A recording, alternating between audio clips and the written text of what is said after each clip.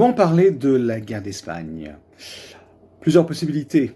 La première est de passer par exemple par la mémoire familiale, ce que Bruno Lott fait dans Dolores, une vieille dame qui pourtant est largement sujette aux trous de mémoire, se rappelle peu à peu les tragédies de cet événement historique.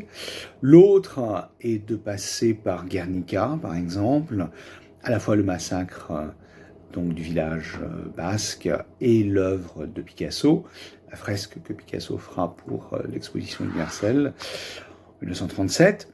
La toute première possibilité qu'a inventé Bruno Lott, en deux magnifiques volumes, ici, qui s'appellent donc Les fantômes de Hermo, c'est de passer par une autre tradition espagnole, qui est celle donc du roman picaresque, notamment celui de Cervantes. Donc ici, on voit un cirque traverser l'Espagne franquiste, notamment autour de Barcelone et du dernier réduit au moment de la guerre d'Espagne. Et ce qui est passionnant dans Les fantômes d'Hermo, c'est le non-réalisme, en fait, de l'histoire.